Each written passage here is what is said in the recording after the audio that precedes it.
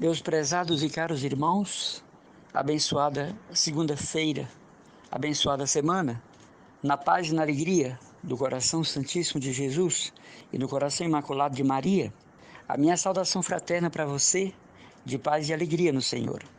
Caros irmãos e irmãs, eu sou interpelado, perguntado, questionado e procurado para falar sobre o assunto de graças extraordinárias, de dons extraordinários, de noite escura, das moradas do castelo interior de Teresa d'Ávila, dos êxtases, levitações, estigmações, estigmação, melhor dizendo, coroas de espinhos, almas vítimas. E eu devo dizer aos irmãos e irmãs que me escutam, pela minha experiência pastoral, eclesial, teológica, catequética, bíblica e espiritual, que todas essas coisas, elas aconteceram num período em que a teologia não estava clara, em que não se falava abertamente de tais fenômenos que hoje nós sabemos a maioria terem sido psicopatia nos santos. Ilusões genéricas, invenções, criações de uma cabeça desprovida de formação. Grande parte da maioria dos santos eram semi-analfabetos ou até mesmo analfabetos, constando aqui Santa Catarina de Sena. Mas nem por isso deixaram de ser usados pelo Espírito Santo. Contanto, as suas experiências místicas são coisas de índole e de caráter pessoal.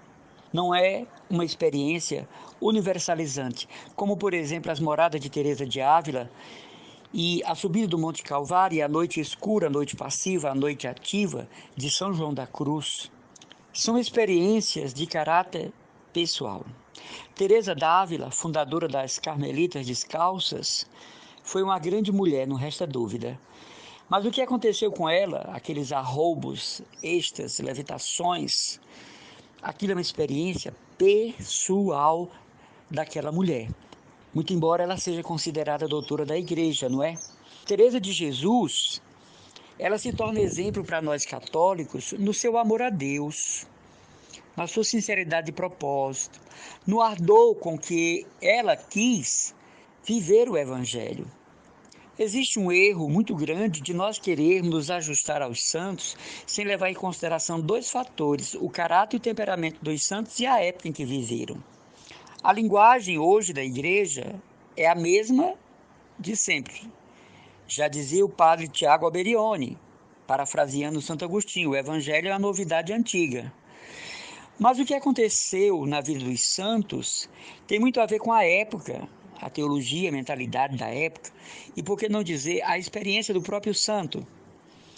Se você pega, por exemplo, uma bem-aventurada Rosa Gatorno, digna fundadora das Filhas de Santana, que dormia crucificada, tinha uma irmã para amarrá-la numa cruz todos os dias, isso hoje é impraticável para diabéticos, hipertensos, pessoas que sofrem de insônia, sistema nervoso abalado, pessoas que sofrem pânico, aberrações noturnas.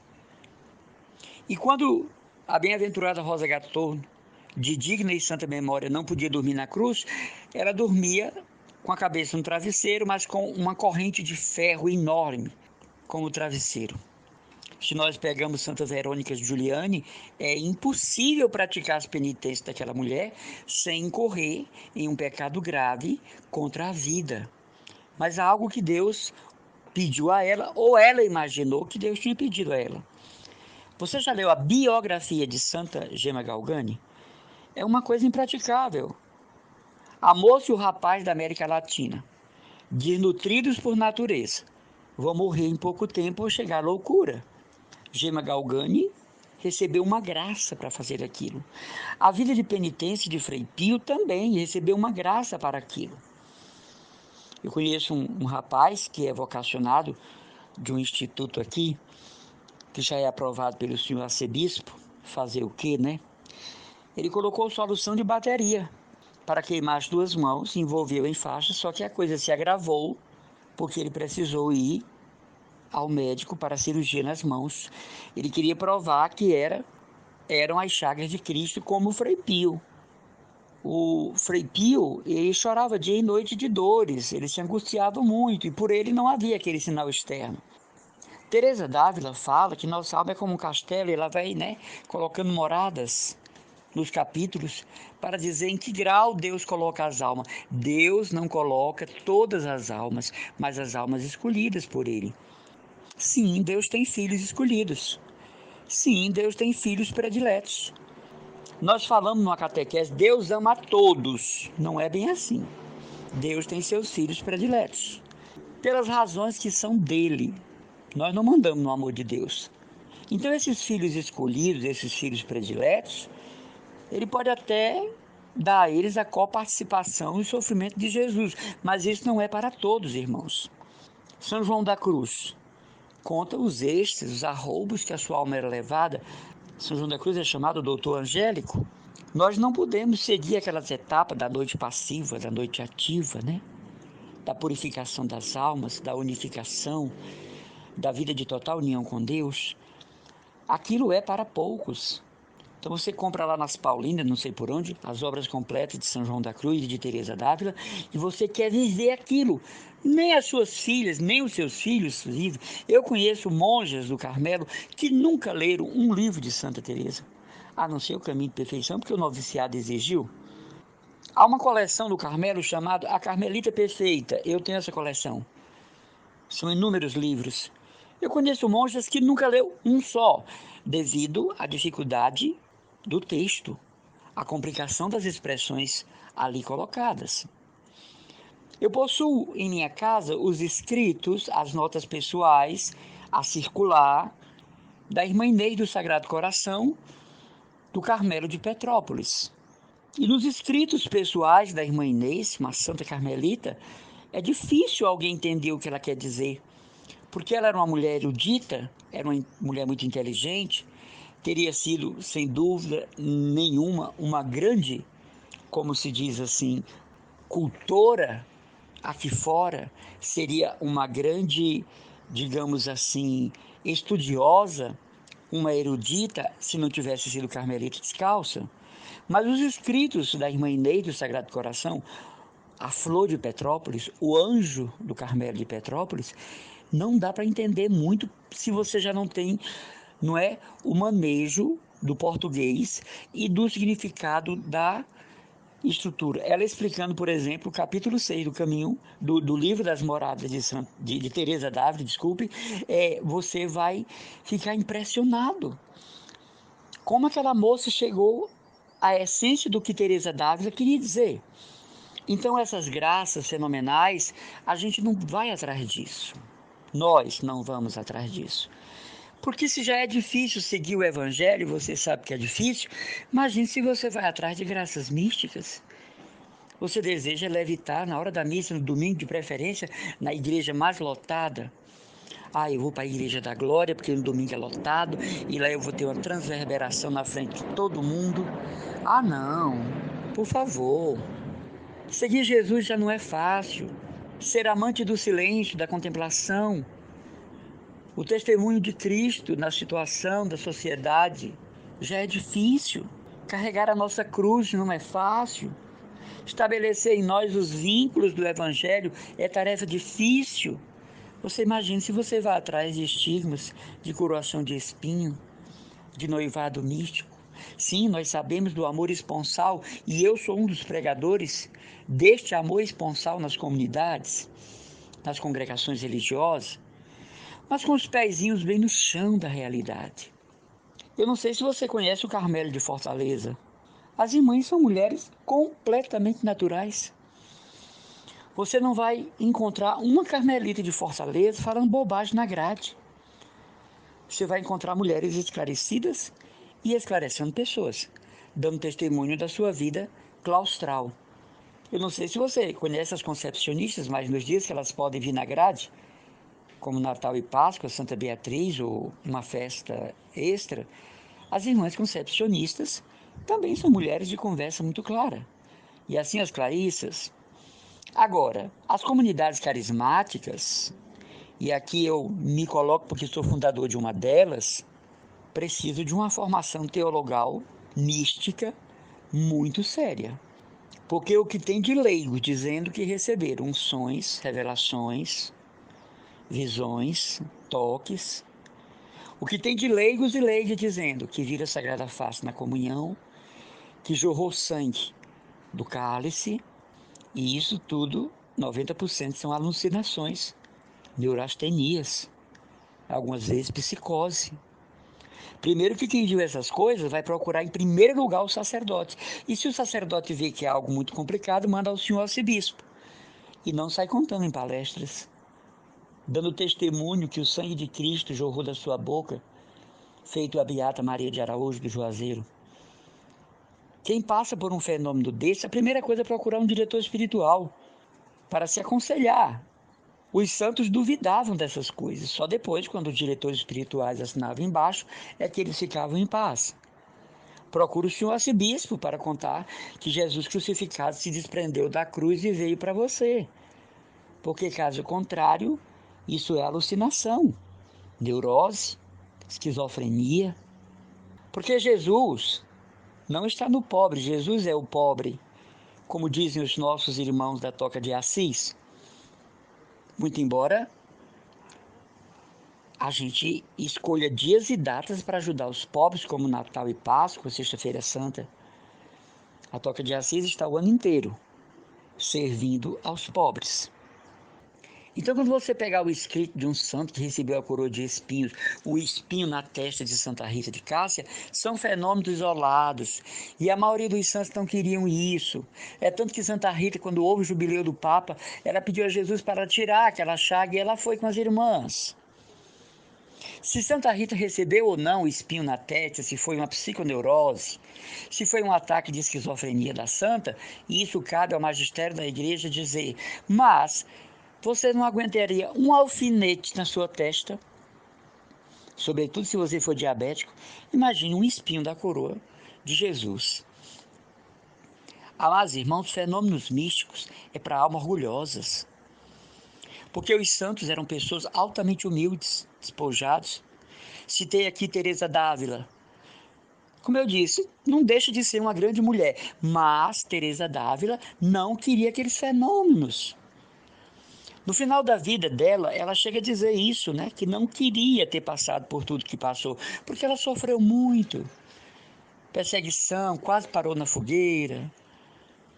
A história conta, isso aí quem diz é Marcel Auclair. Eu não sei, né, se é verdade o que Marcel Auclair diz, mas ela conta em um de seus livros sobre Santa Teresa que um dia um grupo de dominicanos, que eram os churrasqueiros da época, né?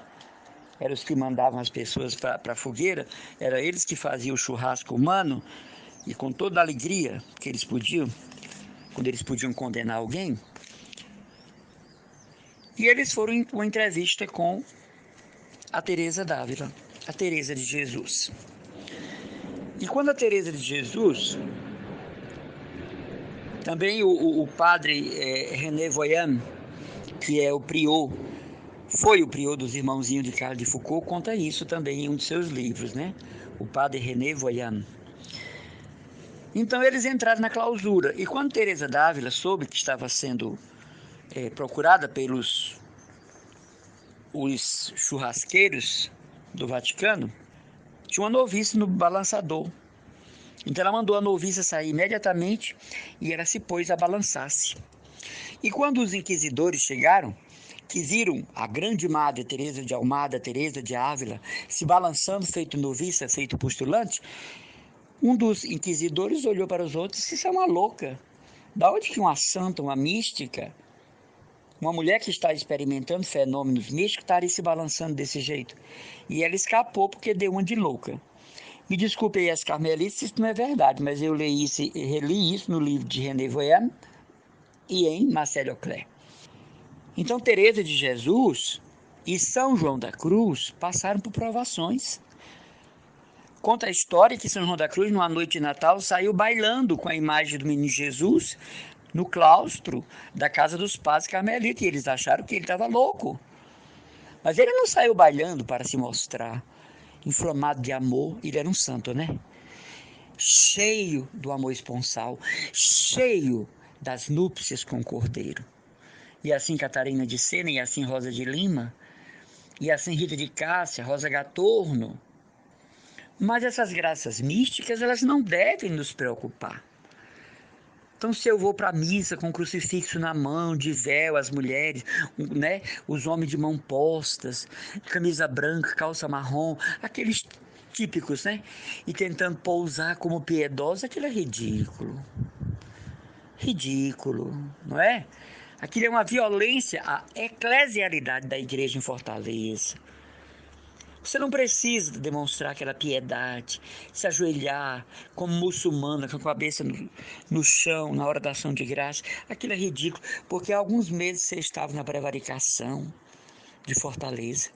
Alguns anos atrás você estava na prevaricação do carnaval e lá nas festas dos pré-carnavais de Fortaleza.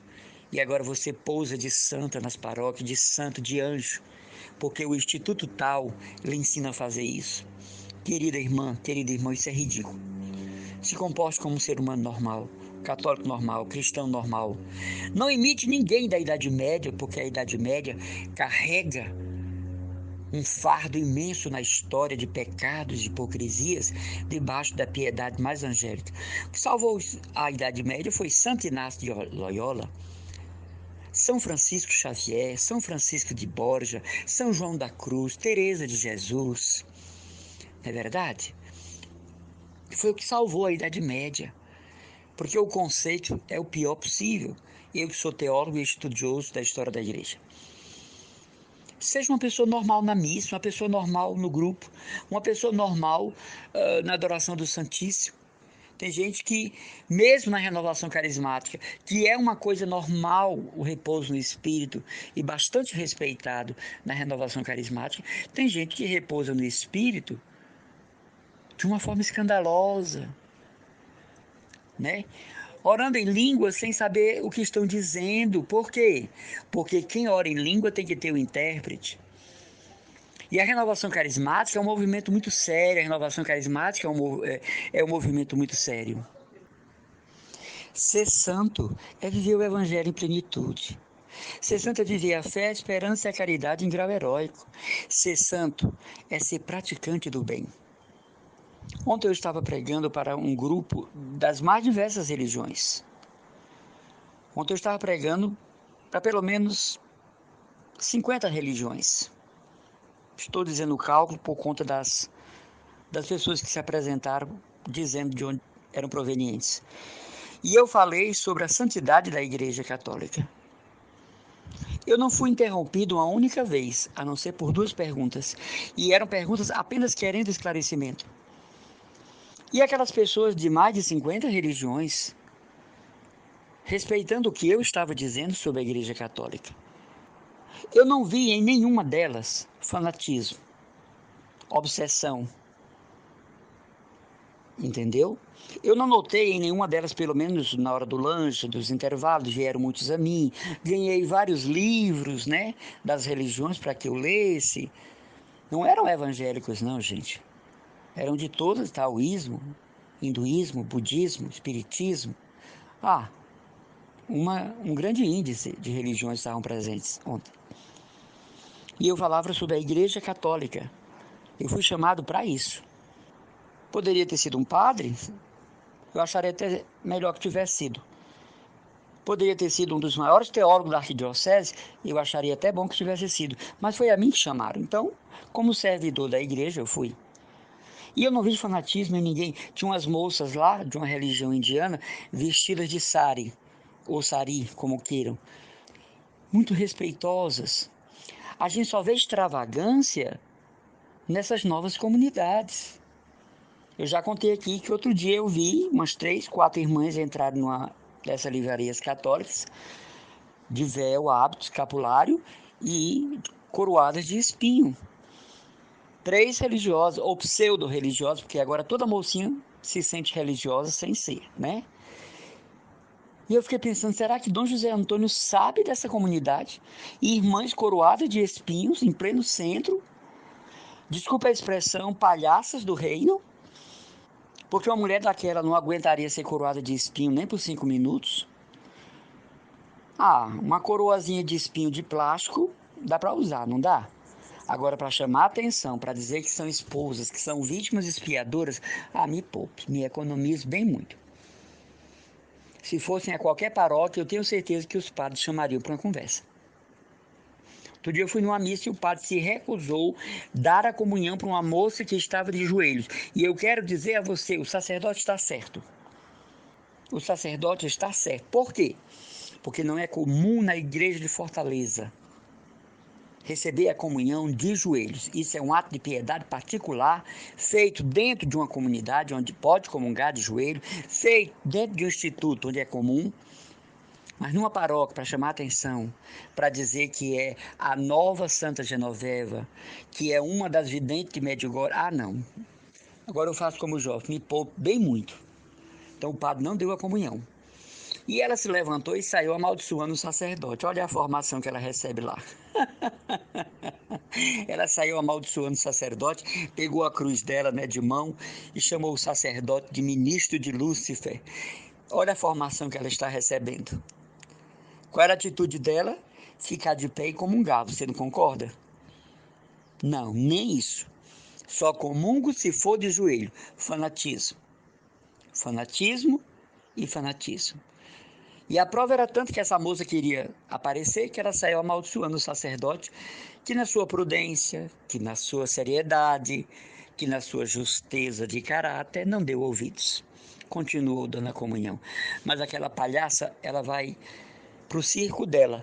Lá ela pode fazer palhaçada, não na celebração eucarística. Irmão, o senhor está tão agressivo hoje? Tô não, eu sou o mesmo irmão Manuel. Agora, eu não tolero caminhar fora do que ensina a igreja.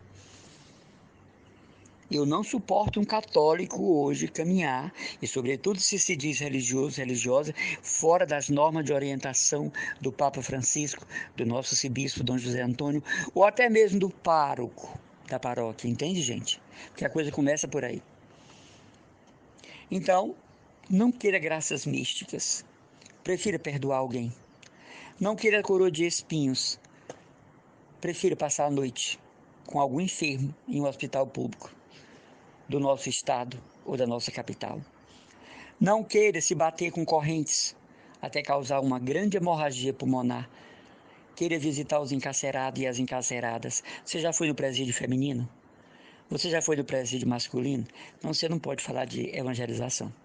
Não queira a chaga de Cristo na mão. Vá tirar as chagas de quem está doente e enfermo em casa há 3, 4 dias sem um café da manhã. Não queira subir 8 palmos além do chão.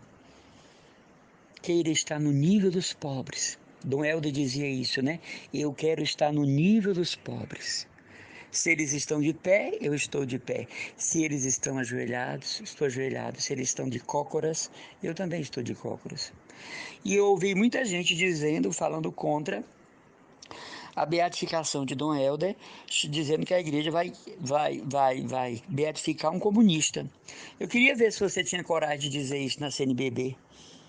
Eu queria ver se você tinha coragem de pegar a sua passagem, que os seus benfeitores ricos mantêm a sua vida, não é a divina providência, e você ir dizer isso lá dentro da CNBB, que Dom Helder era um comunista barato. Vai nada. Então, com o irmão Emanuel, conversinha de meia tigela não rola, tá bom? Irmão Emanuel trabalha com comunidades sérias, paróquias sérias. A paróquia tal odeia o Senhor. Odeia porque lá não vive o evangelho. Não é? E eu não estou preocupado com isso, por quê? Porque eu tenho tanta coisa, meus irmãos, para fazer durante o dia. É Lexio Divina, é leitura espiritual, é varrer cemitério, é ajudar minha irmã em casa, é atender alguém que vem para aconselhamento, é ir para adoração, é ir para Santa Missa, é fazer estudos. Eu estou cada dia com um tema novo para estudar.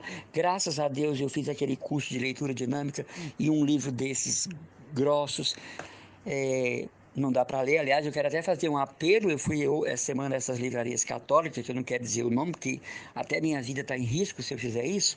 Pelo amor de Deus, irmãos.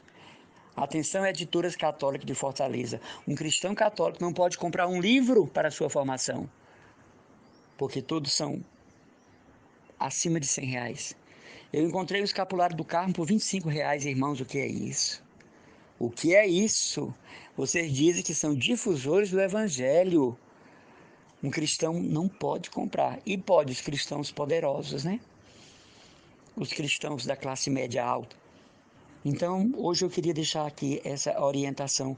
Ao invés de ir atrás de fenômenos místicos, de ter visões, ver a Sagrada Face, ver Verônica enxugando o rosto de Jesus, encontrar-se com Madalena no corredor de casa, vá procurar um psiquiatra, um médico, um terapeuta, um psicanalista. Graças a Deus tem muitos padres psicanalistas agora. Quem somos nós, meus irmãos, para termos uma visão religiosa? Bata no peito, quem sou eu para ter algum fenômeno místico? Já lhe disse, Deus tem seus escolhidos. E se Deus não escolheu você, você não vai passar por isso nunca. Porque Deus lhe quer na simplicidade, no escondimento, no anonimato. Então, fuja de comunidades que estão pregando como obter a coroa de espinhos. 12 passos para ser crucificada. Aprenda a ter levitações. Em 17 lições ou devolvemos seu dinheiro. Você faz como aquelas cartomantes, né? Traz a pessoa amada em 3 dias, só não garante que fica. Se encontrar uma comunidade que prega muita paixão de Cristo, se afaste. Hoje os teólogos estão estudando seriamente o Diário de Santa Faustina. Teólogos, eu não estou falando o pessoal do Instituto Dom Bosco, e nem aqueles movimentos que se dizem católicos, mas trabalham contra a igreja, né? E nem aquele Frei Tomé de Jesus, que é um falso carmelita, superior da ordem, já colocou o documento, ele não é carmelita. Você está acompanhando o Frei Tomé de Jesus, ele não é carmelita. É um falso frade carmelita da ordem da antiga observância. Então, o diário da Divina Misericórdia está sendo estudado pelos teólogos. Tem algumas coisas que Santa Faustina colocou que não é bem assim na teologia.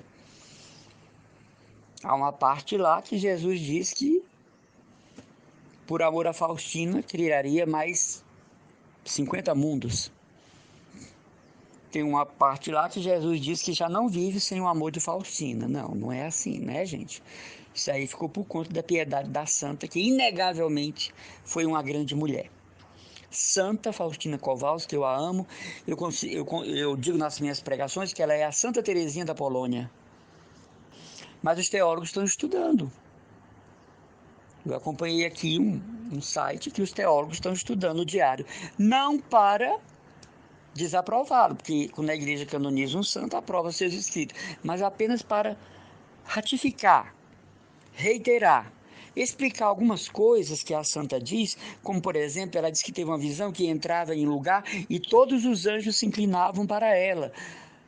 Isso aí pode ter sido uma experiência da sua imaginação fértil, porque se há uma santa, depois de Teresa d'Ávila, que tem uma imaginação fértil, é Santa Faustina Kowalska, mas para o bem. Então os teólogos estão estudando o diário. Você que substituiu a Bíblia, o Evangelho, pelo diário, tome cuidado, os teólogos estão estudando, viu? Porque tem algumas coisas que a santa diz que não bate com a teologia da igreja. Aí a igreja vai voltar atrás no processo? Não, só vai instruir os fiéis, tá bom? Vai sair um estudo sobre o diário. Eu tenho a primeira edição, sem correção. Essas outras são todas corrigidas.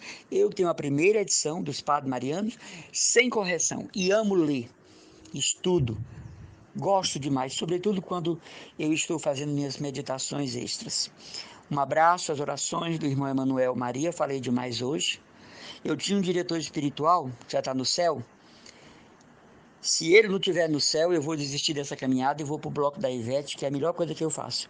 Mas esse padre, Manuel Lacerda, ele dizia, um pregador quando fala 15 minutos, ele e o povo sabem o que ele está dizendo. Quando ele fala meia hora, o povo já não sabe o que ele está dizendo, só ele. E quando ele fala em 1 hora, nem ele nem o povo sabe o que ele está dizendo. Então hoje eu falei demais, mas só para exortar você, não queira graças místicas, queira as graças naturais.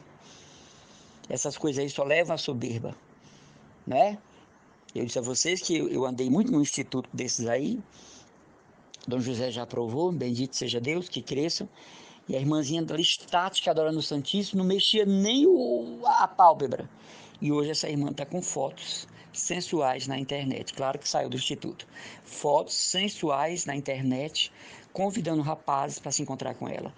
Veja no que deu tanto fanatismo, tanta doutrinação, não é verdade? Veja no que foi que se tornou aquela coisificação de Deus, aquele Deus preso em um livro místico, dogmatizado, condicionado, aquele Deus doutrinado, né? Então, esse Deus que não é totalmente identificável, nós sabemos disso em lugar nenhum, ele também não é pontuável, não é? E não é propriedade de um grupo, não é propriedade de uma comunidade, não é propriedade de um movimento. Então tenha cuidado com o condicionamento de Deus, o enquadramento de Jesus dentro de uma constituição, de uma regra e um estatuto de vida. Ele se manifesta onde quer e na vida de quem quer. Um abraço amoroso, fraterno, do irmão Emanuel Maria, que reza por vocês, da comunidade católica Mariana Cristo Dominus, da paróquia de Santa Luzia no Meireles e da Casa Mãe na Aerolândia.